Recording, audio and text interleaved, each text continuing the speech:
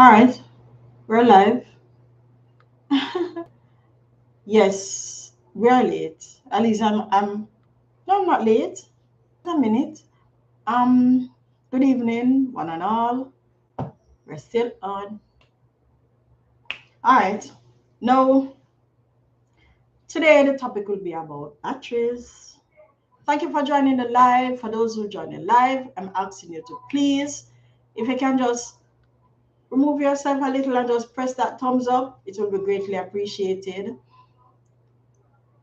Just do that for me, please, and thanks. All right, today we're talking about batteries. Now, in terms of batteries, we're going to talk about the batteries that I use, and we're going to learn how to set up these batteries to get the power or the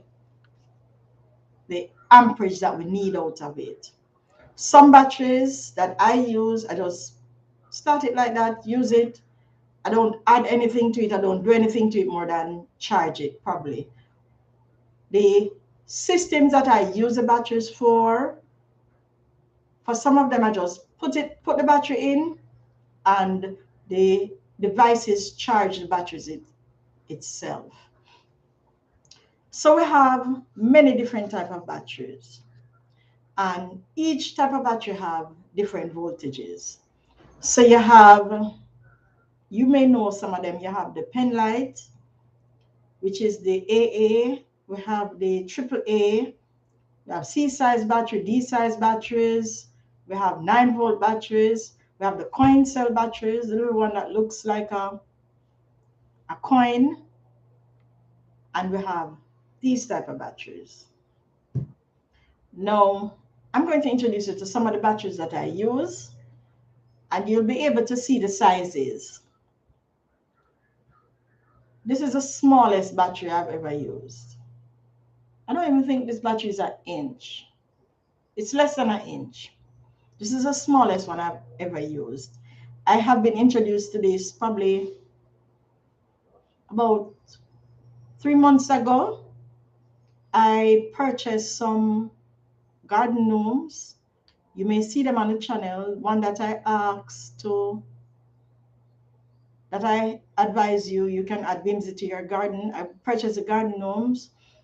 1 or 2 of them stopped working, so I had to open them to find out what type of battery it is, and this was it. It's a very small battery.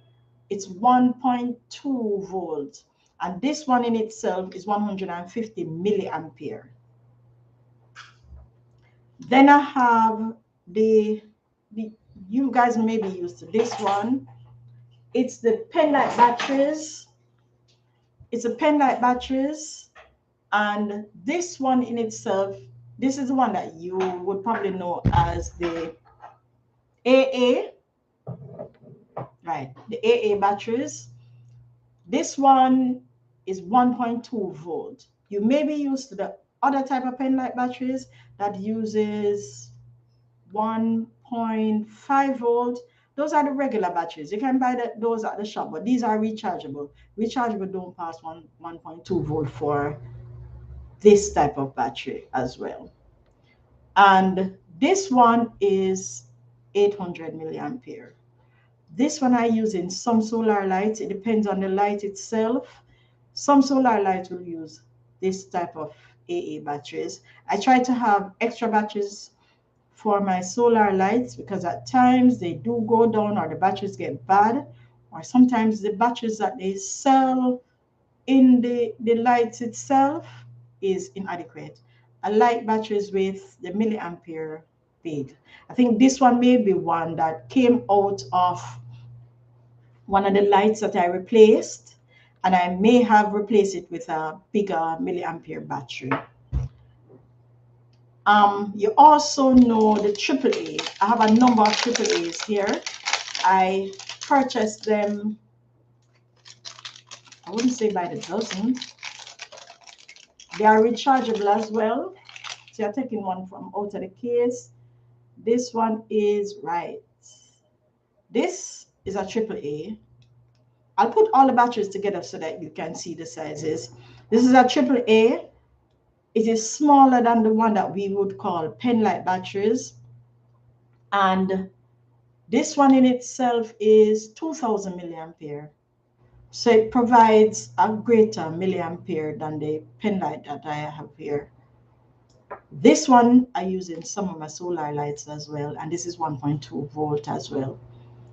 Like I said, I tend to buy these batteries, extra batteries, because I need the greater the milliampere, the stronger my solar lights will be, or whatever it is that I'm using these batteries in. All right, so this is another Penlight rechargeable. I think the milliampere on this is great as well. I'm not seeing it here now, but I think this one is greater than the other one that I showed you for 800. Then you have some batteries that are 18650. These are bigger than the Penlight batteries. They come in, I've used them in probably most of the lights that I have to the back of the house uses this type of battery. They are 3.7 volt, and this one ranges, I think I have one here that says it ranges from 4. Oh, no, it's 3.7, right? So this is 3.7, and this is this is 12,000 milliampere. So this is a larger capacity battery. Now for this battery, they come in two types. There's some that doesn't have a head on it, so they call it the flathead. So it's smooth, either head smooth, and this is the one that has a little head right there. So it depends on the type that your device or your little gadget need. These are the I had a, what's it called? I had a doorbell, right? I had a doorbell that uses this type of battery. So that is why I ended up with this especially type of battery with the head on it. But majority of the lights that I use tend to use a flathead or one with a solder tip on it. All right, I'll put them all together for you to see how they range in sizes. The little one not holding, but I'll put it in this hand. And they're actually, see it? So they range different in sizes. So this is the yellow, and the purple one is the 18650. The green one right here is the Penlight battery. This is the AAA, and this little baby one is the one that I tell you that I use in my garden gnomes. The one that I use in my garden gnomes. This is a garden gnome, and it uses this is the baby battery right here. This is the only size battery that I've seen like this with the 150 milliampere. I honestly was trying to get something with a larger milliampere for the garden gnomes, but it wouldn't work. All right. Now those batteries are batteries that some of them you may be used to. Now, there are other batteries like these. These ones that I have here now are car batteries. And remember last week we did some tests with the inverter. However, we use the car batteries, and I told you that batteries are capable of running your entire system at home. The beauty about the batteries is that we can have multiple batteries together, multiple of them together, and we get a stronger, or I shouldn't say stronger, we get more milliamperes out of these batteries. So for the 12 volt batteries that the car uses, they car uses these batteries for starter, lighting, and the ignition system. And the car, please people, remember this, the car uses 12-volt batteries. You have different voltage batteries, just like what I show you here. We have 3.7. The car can't use these other things. These are what I tell you that I use for my solar lights. So we have the 12-volt batteries that the car used to power the light and these things. Then you have the 24-volt batteries. And the 24-volt batteries are what's used in larger trucks. So if you see a truck battery, it will be a huge battery. These two batteries here that I have, they are supposed to be 24 volt. Currently, no, I may not get 12 volt. Sorry, they are 12 volt batteries. I may not get 12 volts out of these because these batteries are not optimum. They are used car batteries, and these are one of my worst set of batteries that I have here currently. All right, so the 24-volt batteries are what are used in the larger trucks. Now, we can link batteries together, and if we link batteries together, this can do different things for us if we link them. If we link them together, we can increase the voltage, we can increase the capacity, or we can increase the voltage and the capacity. For the inverters that you saw me with last week, those inverters only uses 12 volts. I could not have attached any of the inverters I have to a 24-volt battery. I couldn't. It would be impossible. As a matter of fact, it would burn up my inverter. There are 24-volt inverters.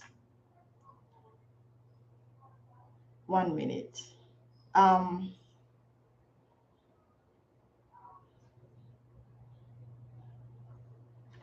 There are 24-volt inverters. I did not purchase any. I have nothing that I need that I would use a 24-volt inverter on, so I did not purchase them. I could not, or I would not have tested a 24-volt inverter. I would not have tested a 24-volt inverter because I don't have it. So like I tell you, we can link the batteries together and this increase the voltage, capacity, or both voltage and capacity. I have a wind turbine to be installed. However, I can't install that wind turbine because I need batteries. I think I told you this from last week. I need the batteries in order to run it. The batteries that I need should be 1, 12 volt, and 2, it should be one that give me a high milliampere, not a milliampere, a high amperage. Milliamperes, it's for these little batteries. But the amperes are for these bigger batteries. So I need one with a huge cranking power, a huge ampere that I can run whatever it is that I'm running. However, if I do get one with probably say 1,000 amperage, I will work with 2 of them. And what I will do is I'll wire those 2 batteries in such a way that I can probably get 2,000. Hi, Vito. That I can get 2,000 amperes out of the battery. Yeah, you can get the 2,000 ampere. You just need to know what you're doing or know how to set it up. Now, batteries, these batteries can be set up 2 ways. You can wire it in series and you can wire it in parallel. If you wire it in series, the voltage, if you wire it in series, the voltage will be increased. If you wire it in parallel, the voltage remain the same. The voltage remain the same. However, you can increase the amperage. Let me repeat. If you wire it in series, the voltage increases. Wire it in series, the voltage increases. Remember, I told you that this is 12-volt batteries. So if I wire this battery in series, if I'm getting 12 volt out of one of my battery and I wire it in series, the voltage of this battery will become 24. If I wire it in parallel and I'm getting, say, a cranking power of 1,000 out of one, then I'll end up getting 2,000 for the cranking power for both of them. So with that said, I'm going to do a test and I'll show you how you can wire it up to get what it is that you need out of it. I would not recommend you wiring two 12-volt batteries in series just to get the 24. I think it would be easier you buy the 24-volt batteries. I think it would honestly be easier. Because that would be, if it would be too much, honestly. It would be easier you buy the 24-volt batteries. However, there are some batteries as big as this that only has 6 volts. And if you honestly want 12 volts out of it, wire them in series. Wire them in series, you won't have a problem there. But for the 24, it would take multiple. It would take probably 2 batteries alone just to reach that 24. While you could probably use 1. And for the trucks easily use that 24 volt batteries. I could not have taken a used truck battery to use here. I have nothing to use it on. I'm going to wire it and I'm going to show you, and I'm going to show the reading. Now, let me let you in on a little thing. Last week, we looked on the type of power that the inverter converts. The inverter converts DC to AC. AC is what you use at home. Those are things that the plug. And please just follow. The AC is the plug. The DC, and let me explain to you what the AC DC means. The AC is alternative current, and that is what we use at home in our plugs. That is what we plug our TVs into. That's what we plug our refrigerator into. That's what we plug our any appliance or computers into when we're charging our laptop. AC. Now the DC is what this battery produces.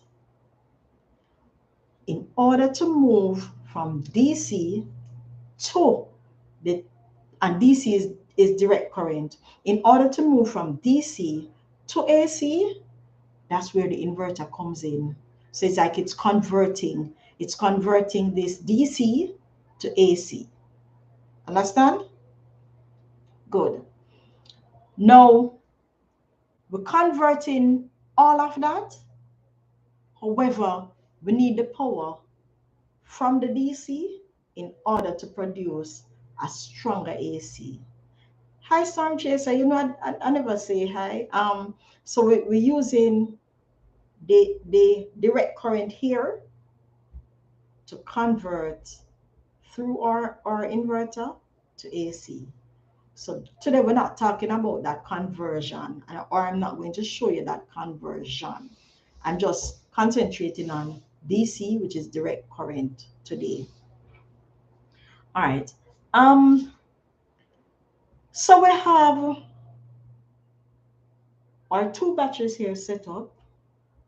We're going to set them up in series first, where we're going to try and increase the voltage. Remember, series increases our voltage.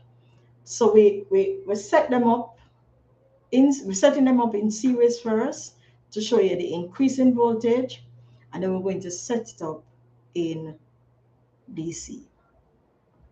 And for me, we're going to set it up in parallel, sorry. For me, the usage that I have, any setup I'm going to do with batteries has to be parallel. Has to be, because I'm not looking to increase my voltage in any way, any form, anyhow. I'm looking to increase my cranking power, the amount of amperage I can get out of my batteries. So first begin, I'm going to test the batteries. So what we have here is a multimeter. And this multimeter is what I'm going to use to test these batteries.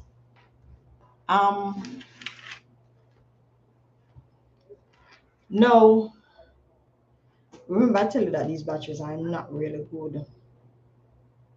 They're not really good. I know I'm not going to get as much out of them. I tried to charge them, but I can't guarantee what I get out of the battery. Last week I said to you that with batteries, a blind man, I don't know if they made it that way, but a blind person can tell the positive and the negative. The leads, these are called leads. The leads of the multimeter comes in colored as well. So you have the red lead and you have the black lead. Now the black lead is negative, please, negative. And the red lead is positive. Ironically, this multimeter here can test not only batteries, it can test the AC electrical outlet. It has a way of, it has a number of numbers on it. You see that? I'm not sure if you can see it clearly. Right, I'm not sure if you can see it clearly, but if you look closely, you can see that it's sort of color coded. Right, it's sort of color coded. So the yellow part here is what I'm going to use. Right, this little yellow part here, a part of it is what I'm going to use to check the DC rating of the batteries that I have. So let's turn it on. When you turn on the meter,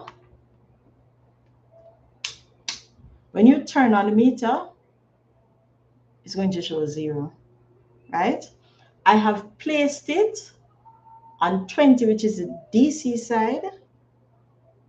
I've placed it on, and I'm going to do the test of the battery to see what voltage my batteries have.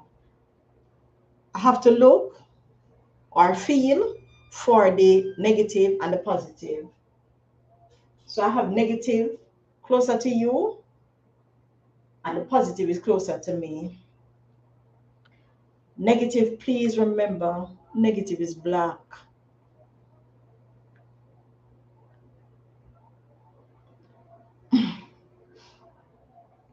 So the negative is black and the positive is red. All right, I'm going to show you. My multimeter reading is telling me that the battery is, this one here, it's fluctuating 10.38 or 10.39. See it? Tell me if you can see it.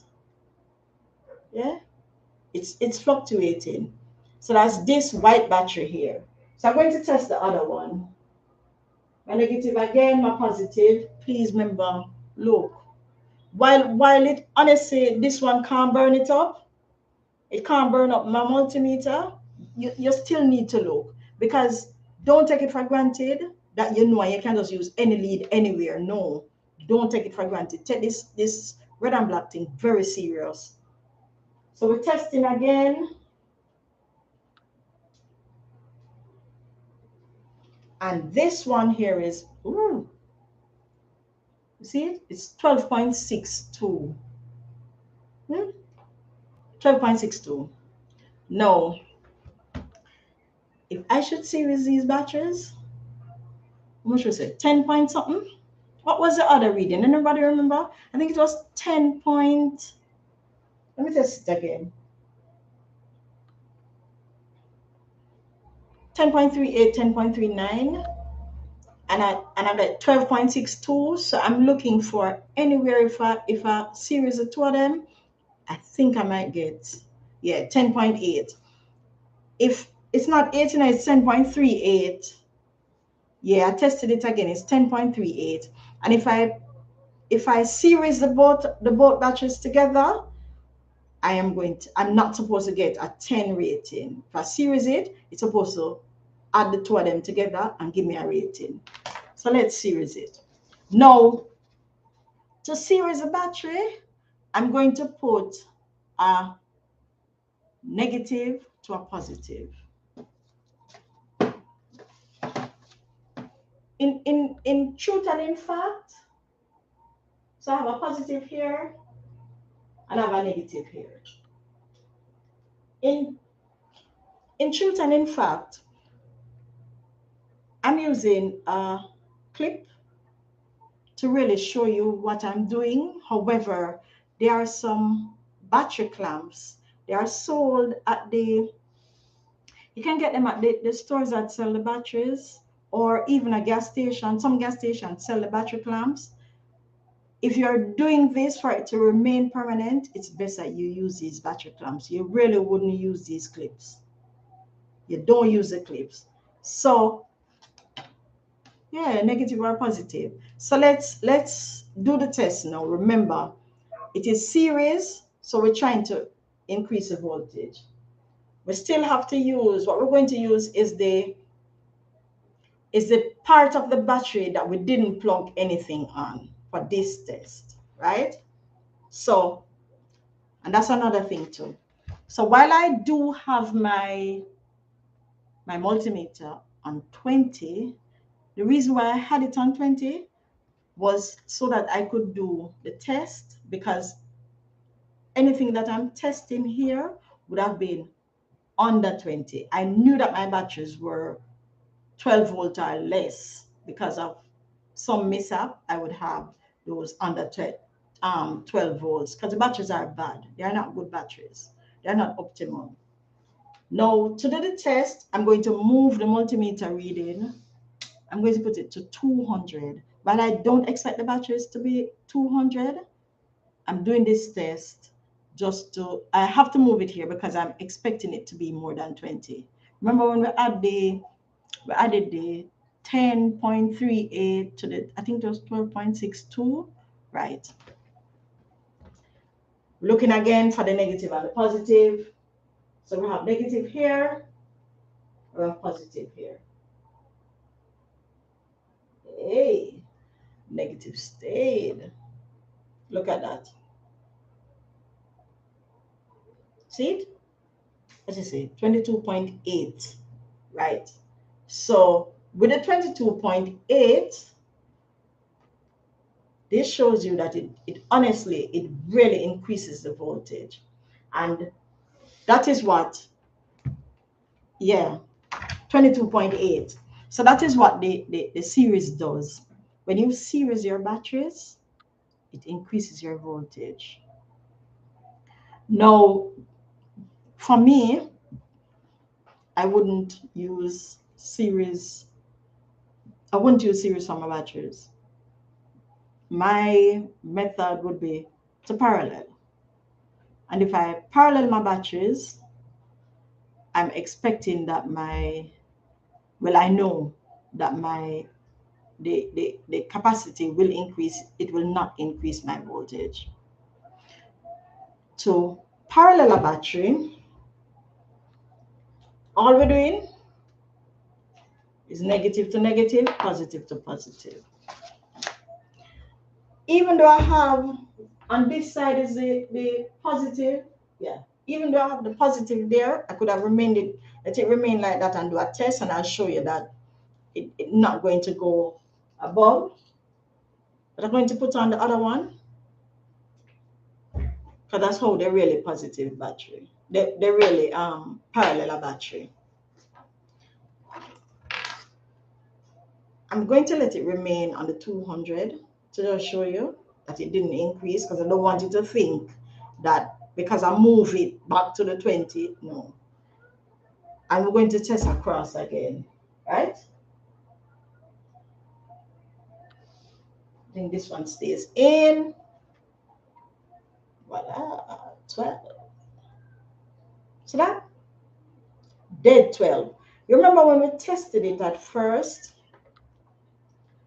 We tested the battery at first. And when we tested the battery at first, we got 10.38 and 12.62. Right. We got 10.38. Now, what it does is it creates that level of uniformity with the batteries. Now, when you parallel these batteries, they go hand in hand, and they will go down together. So you will not have one battery losing ampere faster than the other. They go hand in hand, and what it does is really level it out. So even though I was getting a higher voltage out of this one, right, I was getting a higher voltage out of this one, and this one is just 10. What it does is when it add it just equates it out. The parallel type battery is what I would use. I do use batteries on my system. These type of battery, they are used. I've not paralleled any battery for my system. The only thing I think I would do a parallel for, please, for the persons joining the live, just please press a thumbs up. The only thing that I would do parallel for is when I'm running my wind turbine. There's something that I need to tell you as well about the multimeter that I have here. I think I told you already that the multimeter can read your electricity. The multimeter can read your electricity. What I read here was direct current, and I had to turn my multimeter on the side that would test my direct current. I could not use it on the side that I would turn this is the direct current side. This is a section here. See it? It's in yellow. I could not have it on this side and place my leads into an electric socket. I could not do that. If I do that, this will be fried. It will be fried. For the AC current side, you'll have to switch it. I'm not sure if you can see. You see this side that has, I don't know if you can see it, a little V right there with a stroke and 3 dots. That's a DC side. You know that these things come with instructions, don't it? Yeah, they come with instructions. You just need to read it and understand it. For the AC side, there's another V, no, but it has a little, I think they call that thing a tilde. So that little tilde thing right there, see it right here, my finger is on it. That little tilde thing right there is what you would use to test the AC side. Like I say, Yes. Oh, you can see it. Okay, fine. Like I said, I could not have plugged my multimeter on the DC side and place it in my electrical socket. It will be damaged. I have never damaged an equipment so far. There's nothing wrong in you damaging an equipment. It's just that for me, I think before I start using an equipment, I think I need to understand. I like to read my manuals. Um, even for my lights, when I do purchase my solar lights, I tend to read up about it.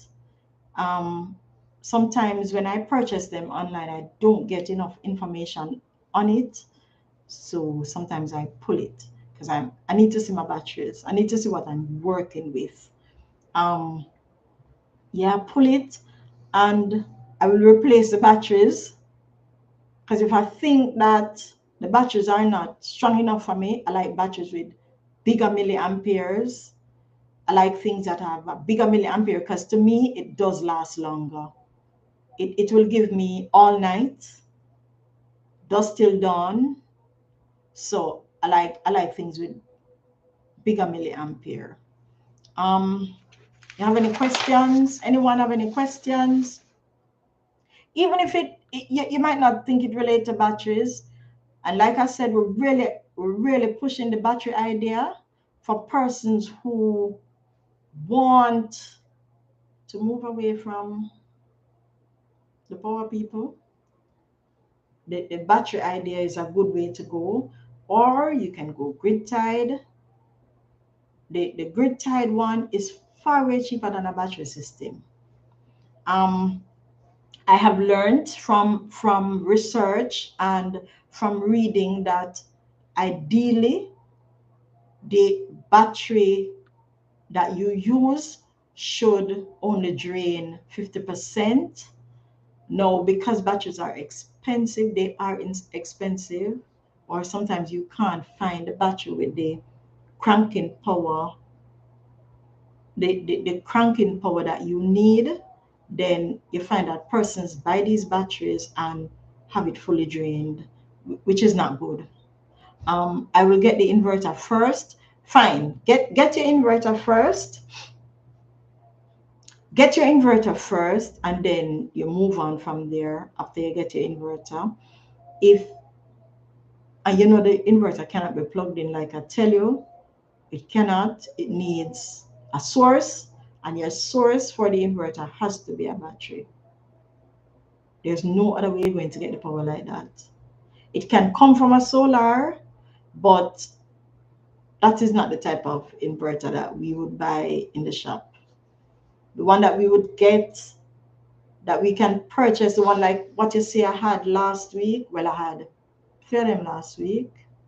Yeah, I had three inverters last week. The ones like what you see I had last week, they need battery power.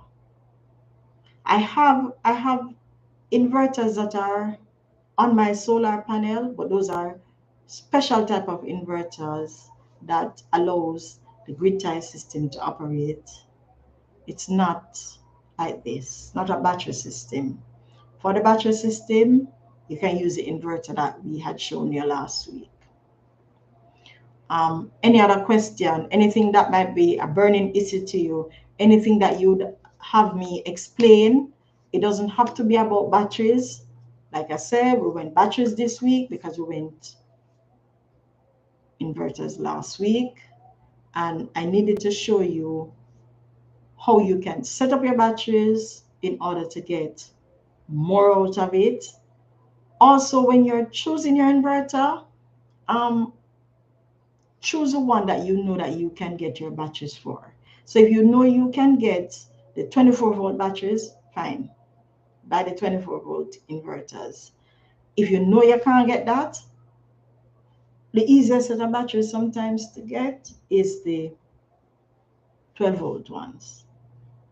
I've heard persons saying that they are going to set up their own system just to run probably a couple lights or have a little charge. and they're going to use the batteries. The next step is to find out how you charge these batteries. Because, like I said, these batteries in itself, they do drain. If you're pulling on them, they will drain. So you need something to top it up, charge it periodically. Any questions? Storm, you had a question and you retract it? In inverter fridge, what about the inverter fridge? I can explain all that I know about the inverter fridge that I have. What is it about the inverter fridge?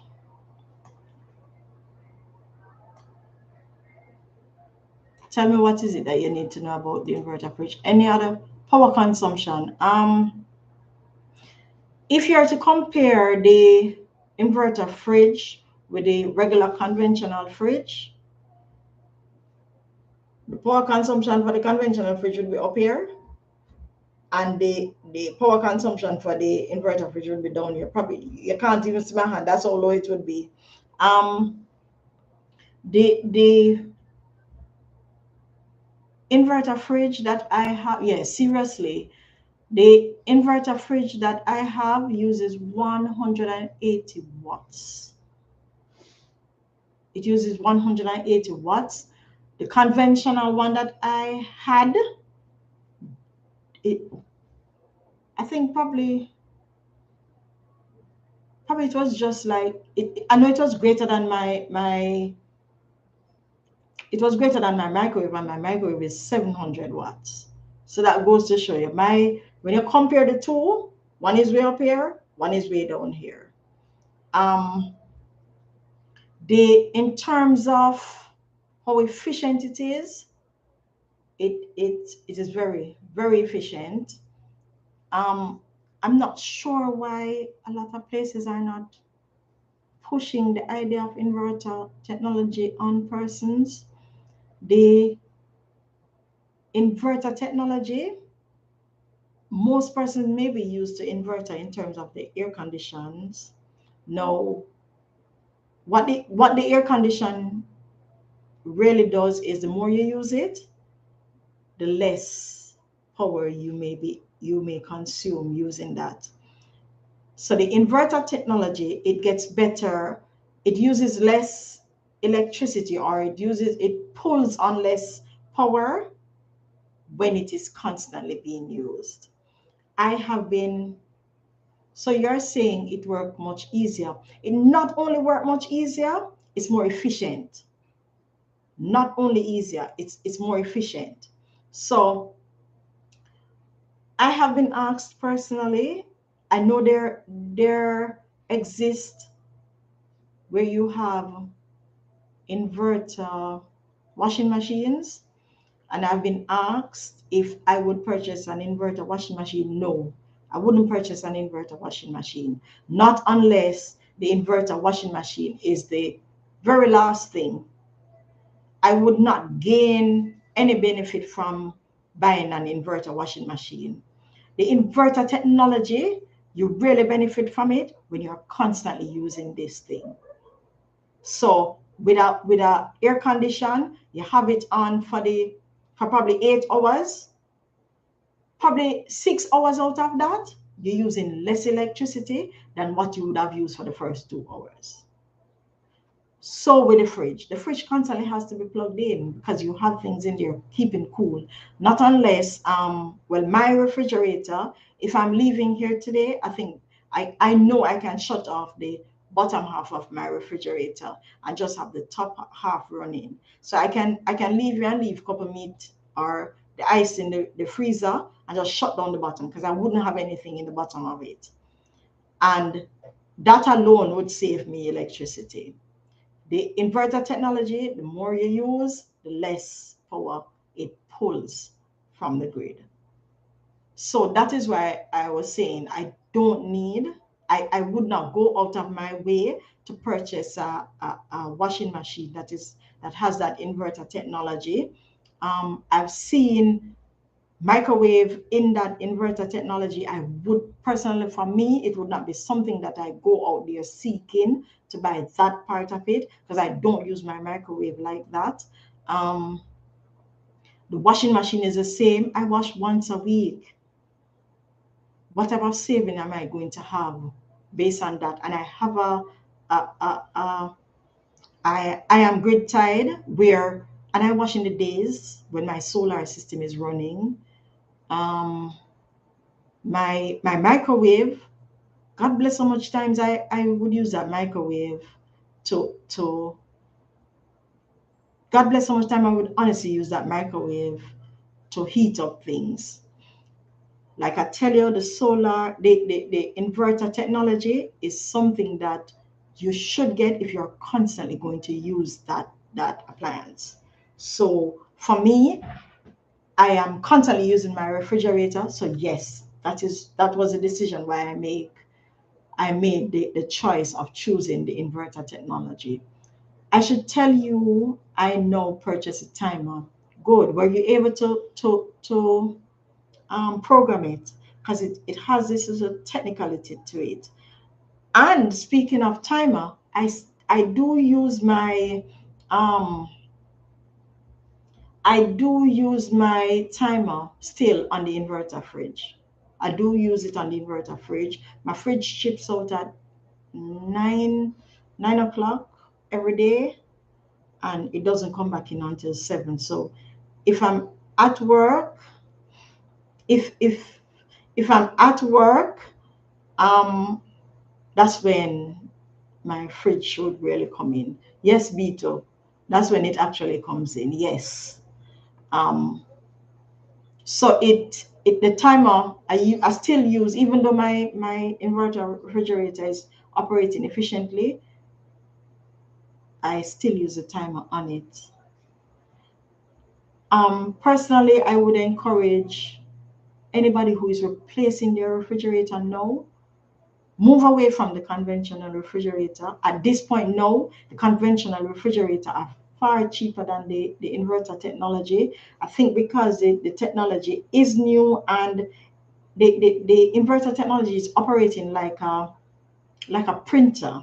So you purchase a printer, the printer is going to have a set price. However, manufacturers really don't make anything on printers. They do make it on the cartridges that you're going to buy to put in these printers. So how you really save with your inverter refrigerator is with the electricity. So you may purchase a inverter refrigerator for probably say an additional 20% of the cost. We have 4 people on the live now. Could you please click the thumbs up? You really save in cost over time. That is it with the inverter refrigerator.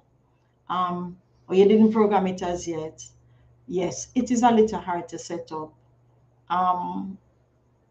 I find it easier for me, probably because I've always been asked to program the timers for persons. I have no problem programming it for you. You can give me a call and I'll program it for you. You just need to tell me the time that you're comfortable having your refrigerator out.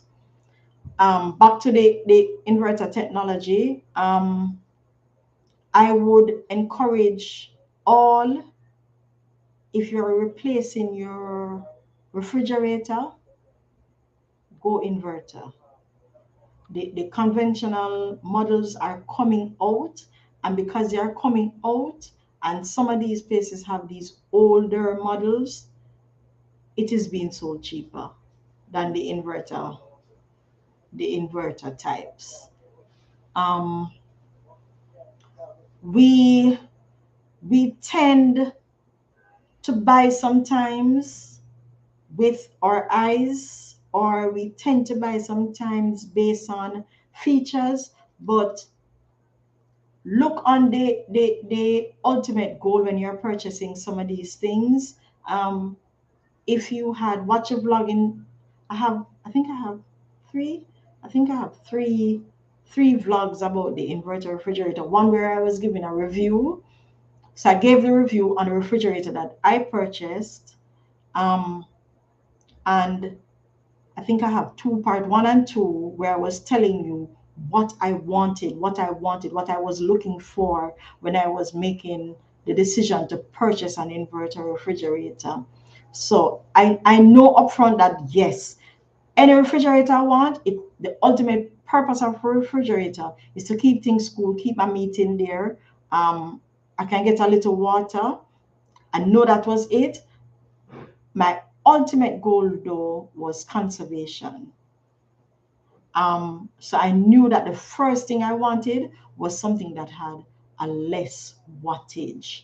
As a matter of fact, any appliance that I'm buying, that's what I look for. I look to see if I had a if I had a 800 watt, say I'm buying, because anytime now I may have to buy a blender, and my blender currently is 850 watts. If I'm purchasing a blender again, I'm not going to look for anything above 850 watts. If I can get a 700 or a 650, I'll be grateful. I'll be happy. So whatever it is that I'm buying, I'm trying to see how I can conserve on the wattage. So when I was looking for a refrigerator, I knew I didn't want any refrigerator that had the wattage that my conventional refrigerator had. So I wanted to go under. So that was my first preference, getting one below what I had. My next thing was I was comfortable with the cubic rating of my refrigerator, my conventional refrigerator. I didn't have a problem. If I should purchase any meat kind, or if I have ice to set, my refrigerator was just the right size for me. So I knew right there. And then I didn't want anything bigger. I knew I couldn't manage anything smaller either. So if the smaller one had a low wattage, I couldn't buy it, because it would mean that it can't hold what I wanted to put in there. So I knew I had to go lower. I knew I had to go the same size. So those were the two factors when I went out to buy my refrigerator. I knew I wanted a low wattage, and I knew I wanted it to hold, to have the same size as a conventional one. And that was what I set out in mind. As a matter of fact, no, the third thing was, yes, I think they have inverter blenders. The inverter technology taking over this thing now, It taking over this thing like a storm. And no pun intended, storm chaser, but it's taking over. The third thing that I wanted with my inverter refrigerator was the size. I had a particular space in my kitchen, and I knew I had to get one to just push that back in. I knew it can't be any bigger. So when I called, and I got hold of a sales rep, I one of the first thing away from finding a refrigerator was the size.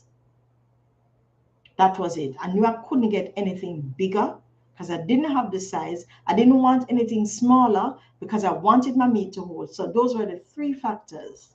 It was the power consumption for one.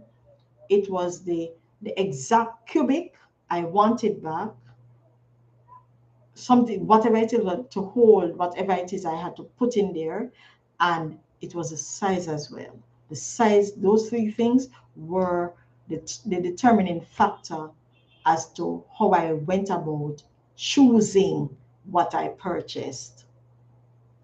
The sales rep was very helpful. I even had to mention her name in the vlog.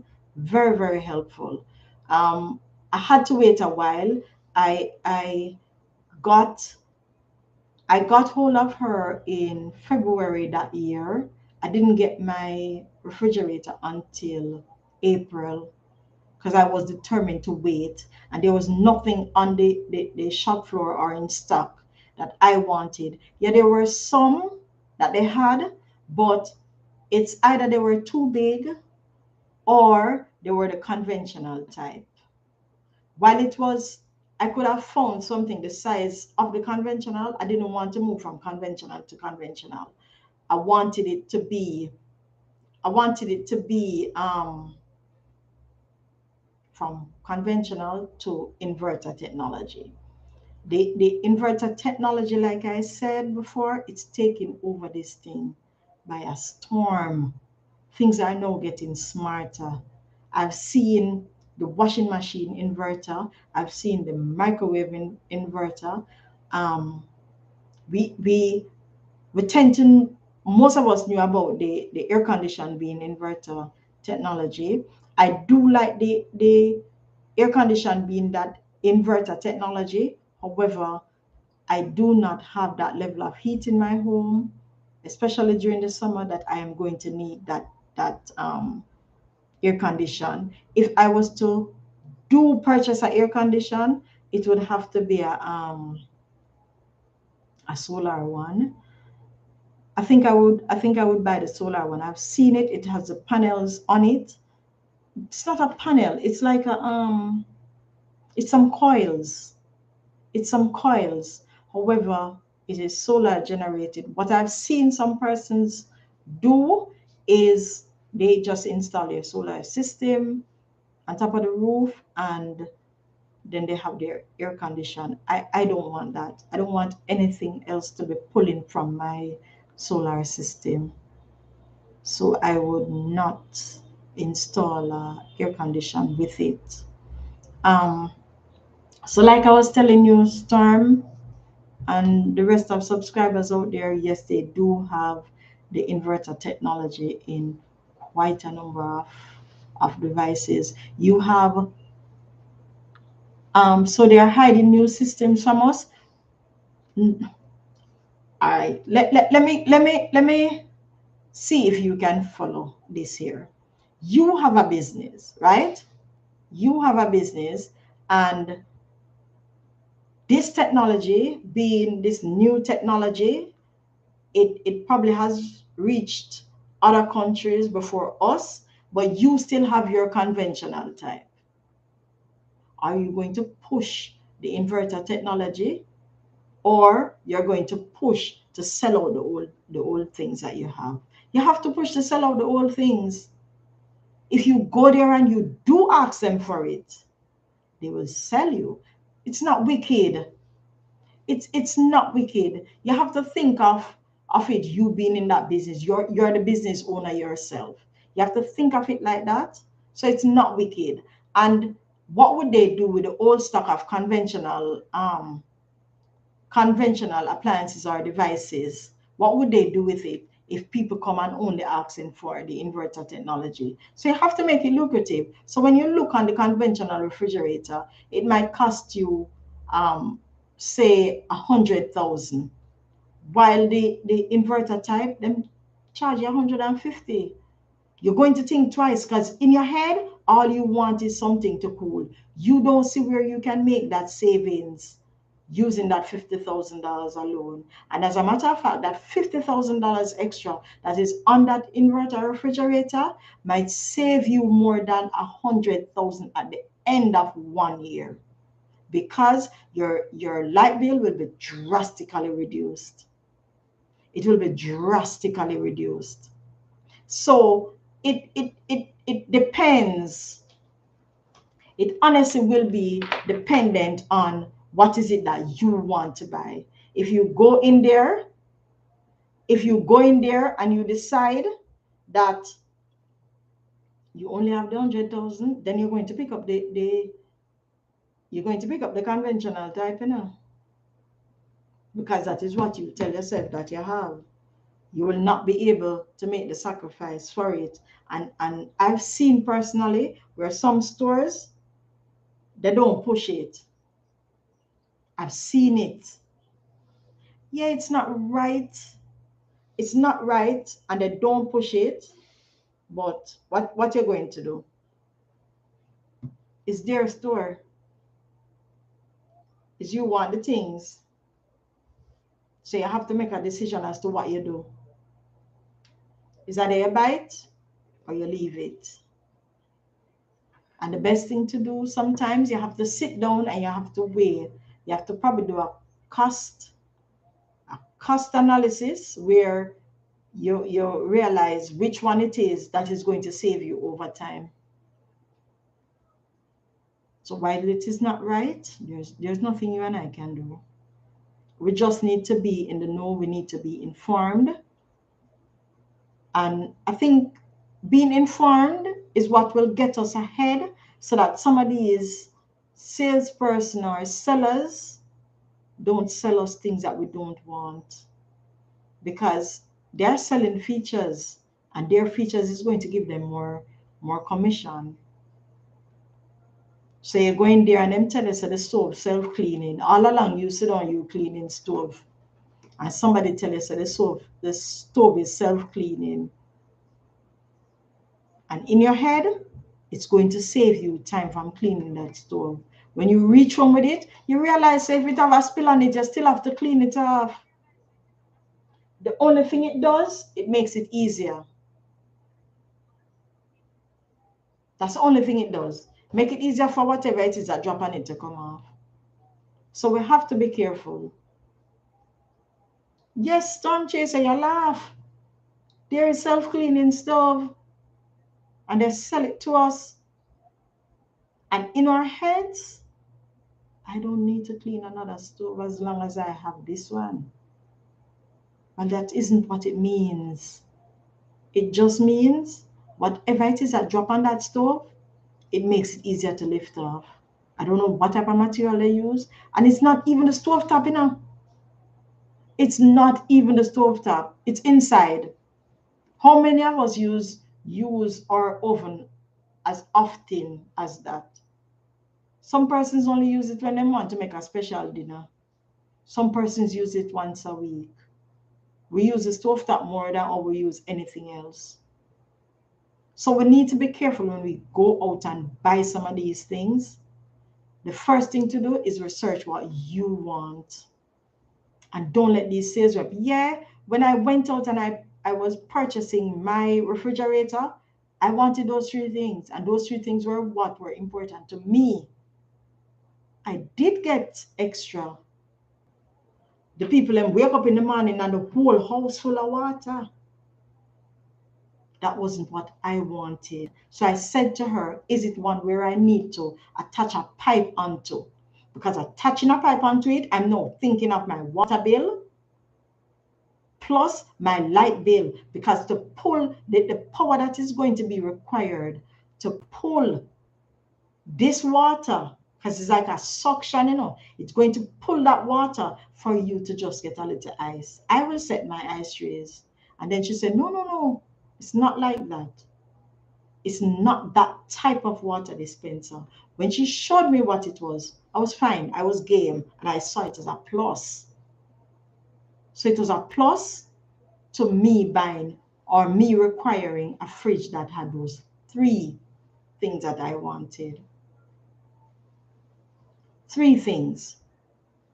And I came away with more than that, because on top of me getting that water dispenser, which was a plus, like I tell you, so I can be here and I'm thirsty and I just grab a cup and I don't open the fridge, because when you open the fridge, you know, it takes more to cool back down that fridge, because the hot air is going to rush in.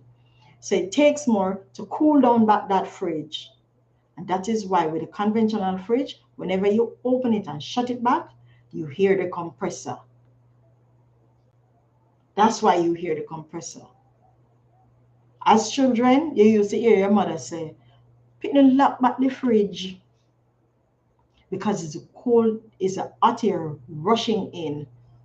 So when the fridge closes, it needs to get about that amount of electricity in order to cool it back down to the required temperature that the fridge can operate efficiently.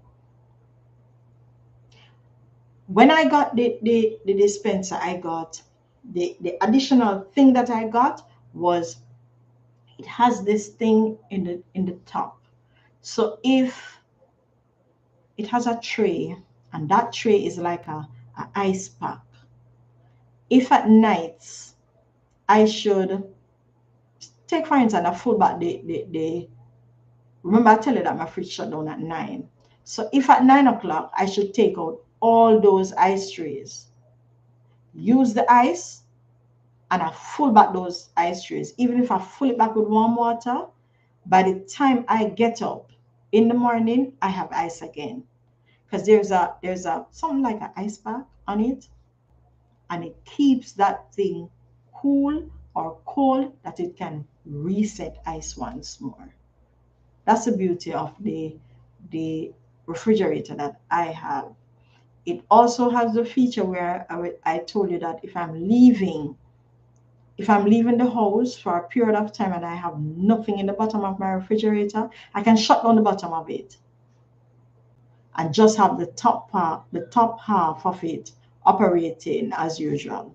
It will chip out again with the timer, but the bottom part, nothing, no power, no electricity. I can shut down the fridge like that. So it works. It works for me, and I did get additional benefit, but the benefit was not what made me make that decision to purchase that refrigerator. It was not my choice as to what was the determining factor to purchase that one. The determining factors were the 3 things I told you that I wanted, and it was there. I got those 3 things. Any more questions? So we touched we did the batteries. There was no question on the batteries. I guess you guys are not setting up batteries not an hour in the near future. Hi, Azevedo. So we touched the batteries. And we touched the inverter. Storm Chaser asked a question about the inverter technology, and the refrigerator. Thanks. And the refrigerator. And he asked if there are other technology like the inverter technology in other appliances, and I answered that yes, there are other appliances that has that level of technology in there. Not yet. When we get the inverter, yeah, the inverter.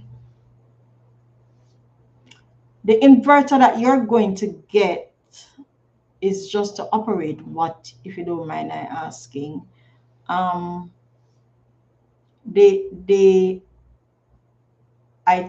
told you my personal choice, and it's personal to me. You don't have to do what I do. If you feel that you need a inverter washing machine, go ahead. I would get an inverter washing machine, but it would be after I have realized that there's no other way to go, because I don't think a inverter washing machine would operate efficiently for me, because I don't wash that often. Smart, that's what on your live, the car battery. Yes, we were doing the batteries earlier, where we place the batteries in series and parallel, so that persons who are setting up their system will know or will understand which one increases capacity and which one will increase the voltage. We were speaking of the 24-volt batteries that's used in the trucks, but the 12-volt batteries are used in the cars. So back to the inverter technology and my personal choice. I don't see why I need to pay more money for inverter washing machine, and I will not get optimum benefit out of it if and when the conventional washing machines are no more and my washing machine should go bad, then and only then I will invest in a inverter washing machine or an inverter microwave. I've never seen an inverter iron. I have another iron, by the way, that uses, I think it's 150 watt, but it can't press everything. It's also battery operated. It's also DC. It cannot be plugged into AC outlets. It cannot. It's also on the channel as well. I did a vlog about it. Um, the inverter technology has been so wide in devices. I'm not sure why the sellers in our country, I'm not sure why the sellers in our country don't expand on it, where they introduce persons to it readily. I am suspecting that they want to sell off their conventional type first before introducing it to consumers. But like I say, for some things you're going air condition, and air condition is sold in two types too, you know. Air condition, you also have the conventional one, and you also have the inverter technology. um there are places that really push the inverter technology with air condition, and there are places that just tell you them have AC. You will have to ask them, is it the inverter type? And they will answer you and tell you. The inverter type for air conditions are a little more expensive. Not well, with the air condition, you might can get a you might can get an air condition for probably say $80,000 for the conventional type, and for the inverter type it's 90.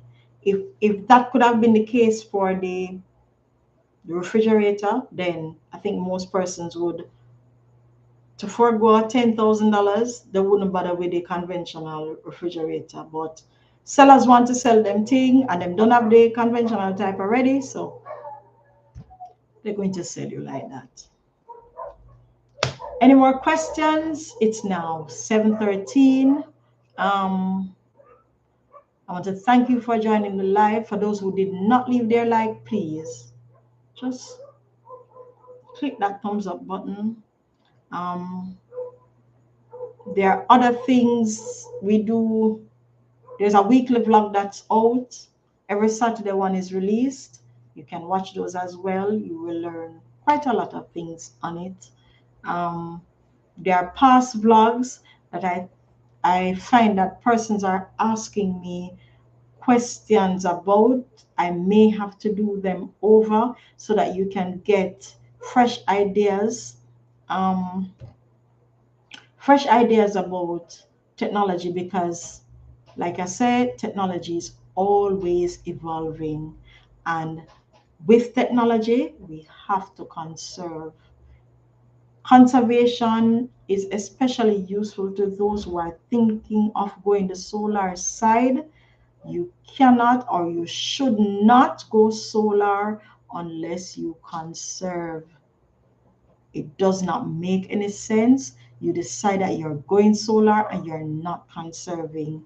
What will happen is that you will encourage